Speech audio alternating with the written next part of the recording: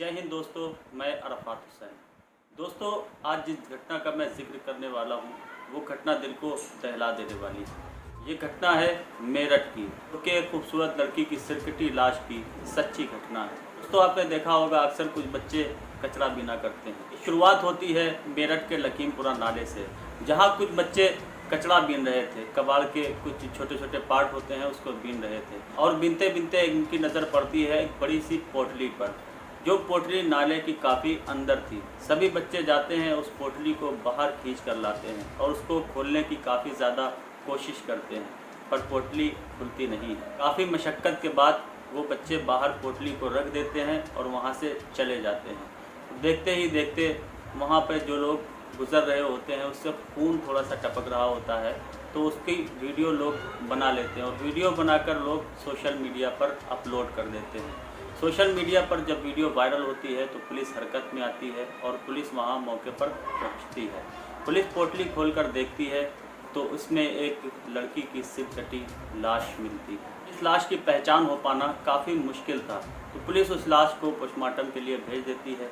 Postmortem report में पता चलता है कि लड़की को कोई चोट कहीं पर भी नहीं पहुंचाई गई है, केवल उसका सिर काटा गया है। पुलिस छानबीन में लग जाती है और पूरे इलाके में जिन लड़कियों को लापता होने की खबर पुलिस को मिली थी, उन लड़कियों के घरों में जाकर पूछताछ करती है और काफ़ी मशक्क़त के बाद भी कई दिनों के बाद उस लड़की की शिनाख्त नहीं हो पा रही थी। अभी पुलिस के पास एक अनजान व्यक्ति का फ़ोन आता है और वो कहता है कि एक लड़की है जिससे मेरा दोस्त बहुत मोहब्बत किया करता था और वो लड़की फला फला जगह रहा करती थी, वो काफ़ी दिन से लापता है और उससे कोई बात नहीं हो पा रही है। पुलिस इस कॉल को भी हल्के में नहीं ले रही थी और पुलिस उसके बताए हुए पते पर पहुंच जाती है। मुखबिर ने जो पुलिस को पता बताया था वो पता शालीमार गार्डन के एक घर का था। पुलिस उस घर पर पहुंचती है और पूछती है, क्या आपकी कोई बेटी है?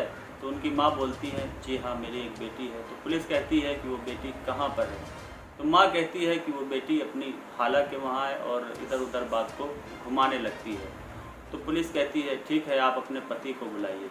उनको भी बुलाया जाता है। पुलिस पूछती है, ये बताइए आपकी बेटी कहाँ है? तो कहते हैं वो बेटी मेरी अपनी खाला के वहाँ है। तो पुलिस कहती है कि आप उससे मेरी बात कराइए। तो ये आए बाशाएँ बात को घुमाने लगते हैं। पुलिस हरकत में आती है, पुलिस इनको अरेस्ट कर लेती है और पुलिस थाने ले जाकर काफ़ी सख्ती से जब पूछताछ करती है, ये अपना मुँह खोल देते हैं और लड़की का कातिल उसका बाप ही निकलता है। पुलिस जब सख्ती से पूछती है तो लड़की का बाप सच्चाई बताता है, मेरी लड़की एक बगल में रहने वाले एक लड़के से बहुत मोहब्बत किया करती थी और मेरे कई बार मना करने के बाद भी वो लड़की मानती नहीं थी। यहाँ तक के पड़ोसी भी ताना दिया करते थे कि तुम्हारी लड़की आज वहाँ मिल रही थी, तुम्हारी लड़की आज वहाँ मिल रही थी। मैं इससे काफ़ी तंग आ गया था और मेरा बड़ा बेटा जो है उसने भी इसको काफ़ी समझाया था, पर इसके समझ में कुछ नहीं आ रहा था और ये उसके प्यार में पागल थी। और मुझे इसलिए और ज़्यादा बुरा लगता था क्योंकि वो मेरी बिरादरी का नहीं था और मैं उससे शादी करना हरगिज़ नहीं चाहता था।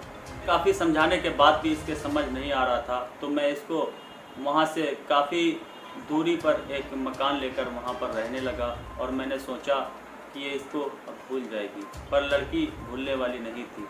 उसके पास फ़ोन किया करती थी, दूसरे नंबरों से बात होती थी और चुप चुप के मिला करती थी, जो मुझे बिल्कुल भी अच्छा नहीं लगता था। मेरा बेटा फ़ोन का घूंट पी कर रहता था।